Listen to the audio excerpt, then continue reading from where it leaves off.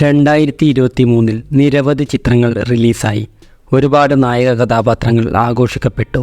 അതുപോലെ തന്നെ ചില ശക്തരായ വില്ലൻ കഥാപാത്രങ്ങളും പ്രേക്ഷകർക്ക് തന്ന വർഷമായിരുന്നു 2023. ശക്തരായ വില്ലന്മാർ ഒരു കൊമേഴ്ഷ്യൽ സിനിമയുടെ അവിഭാജ്യ ഘടകമാണെന്നും വില്ലൻ എത്രത്തോളം കരുത്തനാകുന്നുവോ അതിനനുസരിച്ച് നായകനും കരുത്തനാവുമെന്ന് 2023 നമ്മളെ ബോധ്യപ്പെടുത്തി. ഇത്തരം വില്ലൻ കഥാപാത്രങ്ങളെക്കുറിച്ച് പറയുമ്പോൾ ആദ്യം ഓർമ്മയിലേക്ക് വരുന്നത് 2 മലയാള നടന്മാരുടെ പേരുകളാണ്, ഫഹദ് ഫാസിലും വിനായകനും. മാരി സെൽവരാജിൻ്റെ മാമന്നൻ എന്ന ചിത്രത്തിൽ രത്നവേൽ എന്ന വില്ലൻ കഥാപാത്രമായി കിടിലൻ പെർഫോമൻസ് ആയിരുന്നു ഫഹദ് നടത്തിയത്. സിനിമയിലെ മറ്റ് നടന്മാരായിരുന്ന ഉദയനിധി, വടിവേലു, കീർത്തി സുരേഷ് എന്നിവരെക്കാളും എത്രയോ മുകളിലായിരുന്നു പെർഫോമൻസിൽ ഫഹദ് ഫാസിൽ. ഉദയനിധിയും ഫഹദും നേർക്കുനേർ വരുന്ന സീനുകളിൽ ഫഹദിൻ്റെ മുമ്പിൽ ഉദയനിധി നിഷ്പ്രഭമാവുന്നതും നമ്മൾ കണ്ടു. വടിവേലു മാത്രമാണ് ഫഹദിൻ്റെ ഒപ്പം അല്പമെങ്കിലും പിടിച്ചു നിന്നത്. കടുത്ത ജാതി ചിന്തയുള്ള, എല്ലാവരും തൻ്റെ താഴെയാകണമെന്ന് കരുതുന്ന, അധികാരവെറിയുള്ള രത്നവേൽ എന്ന ക്യാരക്ടർ അത്രയ്ക്കും ഇൻറ്റൻസ് ആയിട്ടാണ് ഫഹദ് ഫാസിൽ സിനിമയിൽ അവതരിപ്പിച്ചത്. സിനിമ ഒരു ആവറേജ് അനുഭവമായിരുന്നെങ്കിലും ഫഹദിൻ്റെ ക്യാരക്ടർ മികച്ചു നിന്നു. സിനിമയുടെ OTT റിലീസിന് ശേഷം രത്നവേലിനെ തമിഴ്നാട്ടിൽ മുഴുവൻ ആഘോഷിക്കപ്പെടുന്നതും നമ്മൾ കണ്ടു. രത്നവേലിനെ നായകനാക്കി ചിത്രീകരിച്ചുകൊണ്ടുള്ള നിരവധി മാഷപ്പുകളും സോഷ്യൽ മീഡിയയിൽ അക്കാലത്ത് ട്രെൻഡിങ് ആയി.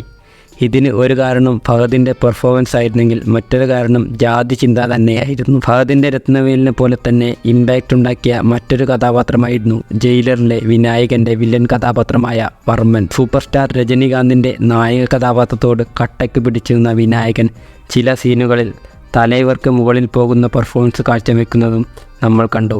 ജയിലറിൻ്റെ വൻ വിജയത്തിന് കാരണവും വിനായകൻ്റെ വർമ്മനായിട്ടുള്ള മികച്ച പെർഫോമൻസ് തന്നെയായിരുന്നു.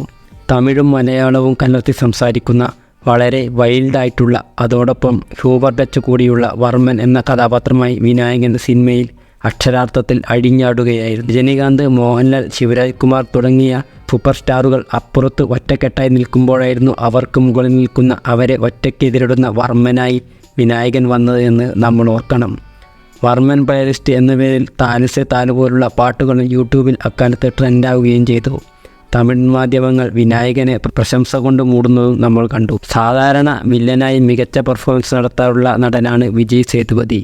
വിക്രം, മാസ്റ്റർ പോലുള്ള പടങ്ങളിൽ അതിന് ഉദാഹരണമാണ്. മാസ്റ്ററിലൊക്കെ വിജയ്ക്കും മുകളിൽ പോകുന്ന പെർഫോമൻസ് കാഴ്ചവെക്കുകയും, എന്നാൽ ആറ്റ്ലിയുടെ ഷാരൂഖ് ഖാൻ ചിത്രം ജവാനിൽ വിജയ് സേതുപതിയുടെ വില്ലൻ കഥാപാത്രം കോമഡിയായി മാറുന്നതാണ് നമ്മൾ കണ്ടത്. ആനിമലിലെ ബോബി ഡിയോളിൻ്റെ വില്ലൻ കഥാപാത്രവും അത്യാവശ്യം ശ്രദ്ധിക്കപ്പെട്ടതാണ്. സിനിമ കാണാത്തത് കൊണ്ട് തന്നെ അതിനെക്കുറിച്ച് ആധികാരികമായി പറയാൻ സാധിക്കുന്നില്ല. മലയാളത്തിലേക്ക് വന്നാൽ RDXൽ വില്ലന്മാരുടെ പെർഫോമൻസൊക്കെ സ്ട്രോങ് ആയിട്ടാണ് വന്നതെങ്കിലും കഥാപാത്ര നിർമ്മിതിയിൽ വിയോജിപ്പുണ്ട്. അതിനെപ്പറ്റി ഒരു വീഡിയോ ഈ ചാനൽ തന്നെ ചെയ്തതാണ്. കാണാത്തവർ തീർച്ചയായും കാണുമെന്ന് പ്രതീക്ഷിക്കുന്നു. എന്തായാലും മികച്ച വില്ലന്മാർ മികച്ച കൊമേഴ്ഷ്യൽ സിനിമയ്ക്ക് അത്യാവശ്യമാണെന്ന് 2023 തെളിയിച്ചിട്ടുണ്ട്. പല ചിത്രങ്ങളുടെയും പരാജയ കാരണം ഈ ഒരു ഫാക്ടറിൻ്റെ അഭാവമായിരുന്നു. ഏതാണ് നിങ്ങൾക്കിഷ്ടപ്പെട്ട 2023 വില്ലൻ കഥാപാത്രം? കമൻറ്റ് ചെയ്യുമല്ലോ.